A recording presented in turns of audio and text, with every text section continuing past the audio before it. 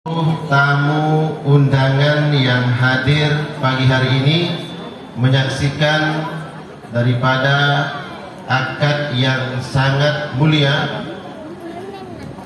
saudara kita Mas Muhammad Nasruddin Albani dan Mbak Sentia Aryani, dan yang saya hormati seluruh keluarga besar daripada kedua mempelai yang berbahagia hari ini, yang tidak disebut satu persatu namanya, tapi insya Allah tidak mengurangi kemuliaan kita semua di hadapan Allah Subhanahu wa Ta'ala.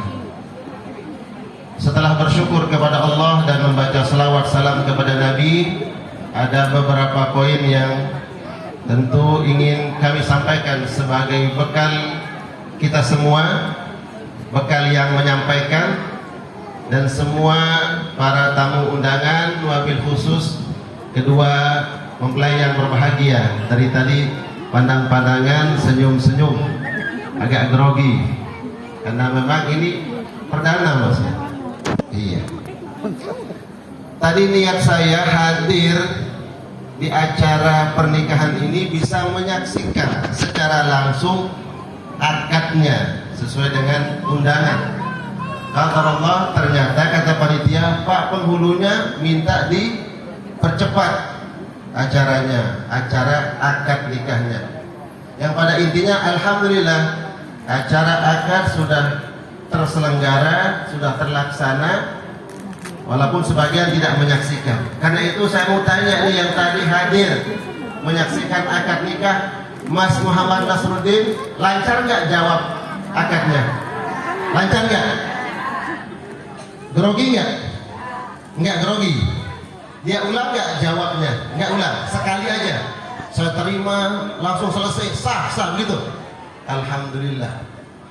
Karena memang bukan itu yang kita khawatirkan. Saya nggak khawatir sama sekali apakah nanti lancar atau tidak menerima akadnya, bukan itu yang kita khawatirkan. Karena saya yakin Masnya sudah sebelum-belumnya jauh-jauh hari sudah mempersiapkan bagaimana jawabnya. Yang kita khawatirkan untuk kedua mempelai ini dan kita semua adalah madza ba'dal aqdi, setelah ini bagaimana? Karena kalau hanya sekedar menerima akad itu mudah, bahkan dibantu dengan teks selesai. Yang harus kita persiapkan betul-betul untuk mengarungi kehidupan ini, baik untuk yang hari ini berbahagia kedua pengantin dan kita semua yang sudah berkeluarga, sama-sama kita saling menasihati. Bekal utama yang harus kita miliki dalam kehidupan berumah tangga ini tidak lain dan tidak bukan ialah bekal takwa kepada Allah Subhanahu wa Ta'ala. Sekali lagi, bekal takwa kepada Allah. Ini yang harus dimiliki. Ketakwaan harus melekat pada diri suami. Jadilah suami yang takwa kepada Allah. Untuk Mbak Sentianya, jadilah seorang istri yang bertakwa kepada Allah. Kenapa harus kita mempersiapkan dan memiliki bekal takwa? Karena ada janji di dalam Al-Quranul Karim, dan janji Allah itu benar. Allah berfirman, wa man yattaqillaha yaj'al lahu min amrihi yusra. Siapa saja yang bertakwa kepada Allah, maka Allah akan mudahkan setiap urusannya. Karena setelah akad ini bukan berkurang kewajiban, bahkan bertambah kewajiban. Makin besar amanah, makin besar tanggung jawab. Dalam konteks berumah tangga, takwa ini harus menjaga dua dimensi, yaitu hak dan kewajiban. Harus seimbang, ada pada diri suami faham apa itu hak dan apa itu kewajiban. Begitu juga terhadap diri Mbak Sentia, Takwa itu adalah paham betul tentang hak dan kewajiban. Mungkin sebagai manusia yang ingin mendapatkan hak, yang kita selalu kedepankan, mana hak saya, mana hak saya. Saya sebagai suami haknya dihormati, dimuliakan. Semua ingin dilayani karena saya suami. Dia selalu bicara hak, tapi dia lupa akan kewajibannya. Begitu juga istri. Selalu yang dia kedepankan adalah hak saya. Saya harus dimuliakan, saya harus dihargai. Saya perempuan, hak saya harus diberikan. Ya, hak harus didapat.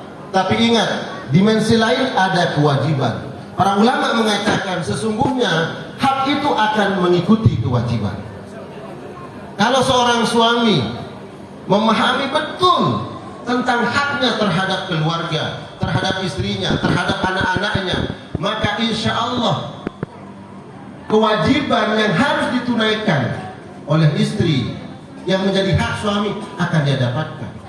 Begitu juga istri, kalau dia paham tentang kewajibannya terhadap suami, bagaimana memuliakan suami, bagaimana menghargai suami, bagaimana bersikap terhadap suami, bicara tentang hak, bicara tentang kewajiban, maka insya Allah hak itu akan dia dapatkan. Di antara kewajiban suami adalah meneladani daripada akhlak Nabi SAW dalam berumah tangga. Saya kasih contoh bagaimana akhlak Nabi SAW agar ini mampu kita amalkan dalam kehidupan rumah tangga. Suatu hari Nabi SAW pulang ke rumah. Di hari itu Nabi pulang terlalu malam karena beliau seorang Nabi berdakwah kemana-mana. Pulanglah larut malam. Sampai di rumah beliau ketuk pintu, assalamualaikum, ucap salam. Sekali ketuk pintu tidak ada yang jawab karena istri beliau sudah tidur, Ummul Mukminin Aisyah. Dia ketuk lagi pintu kedua kali, tidak dibukakan pintu. Sampai 3 kali, selesai. Sudah 3 kali ketuk pintu karena istri beliau tidur. Apa yang dilakukan oleh Nabi yang tidak dilakukan oleh para suami, termasuk yang bicara ini nggak pernah lakukan itu. Apa yang dilakukan Nabi? Dia ambil surbannya, dia gelar di depan pintu, dia tidur di situ. Ada yang lakukan seperti itu, Ibu? Hah? Suami begitu nggak? Kira-kira kalau nggak dibukakan pintu, kemana? Ngamuk atau ke tempat lain? Nabi SAW, beliau gelar surbannya, manusia yang paling mulia di bawah kolong langit ini memberikan teladan sebagai seorang suami. Dia gelar surbannya, dia tidur. Menjelang sholat subuh, bangunlah Ummul Mukminin Aisyah. Ketika buka pintu, oh ternyata Nabi di situ. Tentu sebagai seorang istri sedih melihat suaminya dan merasa bersalah. Apakah Nabi bilang, kenapa semalam gak buka pintu? Apakah Nabi bilang dobrak pintu? Enggak. Nabi SAW bangun, kemudian dia pegang tangan istrinya seraya mengatakan, wahai istriku, ini tanganmu, ini tanganku, berjabat tangan, dan aku tidak akan lepaskan jabatan tangan ini sehingga aku redha kepadamu dan engkau redha kepadaku. Dua-duanya mencapai redha Allah Subhanahu wa taala. Itu akhlak Nabi. Itulah yang dikatakan takwa kepada Allah Subhanahu wa taala. Dalam sebuah hadis Nabi SAW bersabda, "Idza tazawwaja al-'abdu faqad istakmala nisfa ad-din." Apabila seseorang telah menjabat tangan wali seorang perempuan dan mengatakan saya terima akadnya dengan mahar yang tersebut dibayar tunai, maka saat itu pula sebagian agama telah disempurnakan oleh Allah. Sebagian agama. Kenapa? Karena Allah berikan sesuatu hal yang sesuai dengan, mohon maaf, sesuai dengan hawa nafsu manusia di dalam syariat Allah Subhanahu wa taala. Ada yang halal. Karena salah satu penyebab seseorang kelak di akhirat Allah lemparkan ke dalam neraka karena tidak pandai menjaga kemaluannya. Maka Allah berikan jalan, Allah terapkan syariat. Ada seorang istri yang kita datang kepadanya, bahkan Nabi mengatakan, engkau datang kepada istrimu mendapatkan ibadah kepada Allah Subhanahu wa taala. Sebagian agama sempurna untuk menjaga syahwat manusia. falyattaqillah fi nisbil baqi, maka bertakwalah, tolong jaga yang setengahnya. Setengahnya sudah sempurna, tinggal yang setengah. Yang setengah di mana? Kata ulama adalah apa yang di atas kemaluan. Di atas kemaluan apa? Perut. Ya, perut. Ini kalau perut nih nggak diisi, kira-kira marah nggak? Manusia suka marah. Ya, suami belum dikasih sarapan, marah nggak? Marah. Falyattaqillah nih, jaga nih. Artinya apa? Kewajiban seorang suami harus memberikan nafkah ini, tapi dengan cara yang halal. Bertakwalah kepada Allah dalam mencari rezeki untuk menafkahi istri dan keluarga. Kalau ini mampu dijaga, insya Allah Allah selamatkan dunia akhirat. Terakhir, karena nama ini gak panjang-panjang. Ya, terakhir, seorang suami, seorang ayah yang takwa kepada Allah, takwa dalam setengah tadi, baik menjaga kemaluannya, kemudian mencari rezeki yang halal. Bila dia bertakwa kepada Allah, jangan khawatirkan anak keturunan kita. Karena laki-laki yang saleh, laki-laki yang taat, maka Allah yang akan menjaga anak keturunannya. Jadi Mbak Sinta nggak usah khawatir tentang bagaimana nanti kehidupan anak-anak setelahnya. Yang harus dituntut oleh Mbak Sinta kepada Mas Nasruddin adalah jadilah seorang suami yang takwa kepada Allah. Karena ketakwaan seorang suami, ketakwaan seorang ayah itu akan menjadi keberkahan buat anak-anak. Disebutkan dalam qaul ulama, inna barakata salahil aba ayyahfazallahu al-abna. Keberkahan seorang suami, ketaatannya, kesolehannya, Allah akan jaga anak keturunan kita. Jadi kalau kita ingin diberikan perlindungan, penjagaan oleh Allah untuk anak keturunan kita, maka jadilah seorang suami yang saleh, yang taat kepada Allah Subhanahu wa ta'ala. Mudah-mudahan apa yang disampaikan ini menjadi bekal wabil khusus untuk kedua mempelai yang berbahagia hari ini. Kita doakan bersama, semoga bahtera rumah tangga yang dibangun mulai hari ini Allah jaga, Allah lindungi. Bukan hanya di dunia mengatakan engkau suamiku, engkau adalah istriku. Mudah-mudahan sampai di surga Mas Nasruddin menjadi raja di surga dan Mbak Sentia menjadi permaisuri di surga nanti. Amin ya Allah ya Rabbal Alamin. Baik, untuk berkahnya acara pada pagi hari ini, sama-sama kita berdoa kepada Allah Subhanahu wa taala. Kita mengangkat tangan kita bermunajat, semua hajat-hajat terkhusus hajat kedua mempelai dan keluarga besar dikabul oleh Allah Subhanahu wa taala. A'udzubillahi samil alim minasyaitonir rajim. Bismillahirrahmanirrahim. Alhamdulillahirabbil alamin. Hamdan yuwafi ni'amahu wa yukafi mazidah. Ya Rabbana lakal hamdu kama yanbaghi li jalali wajhika wa 'azimi sultanik. Allahumma salli wa sallim wa barik ala Muhammadin wa ala ali Muhammad.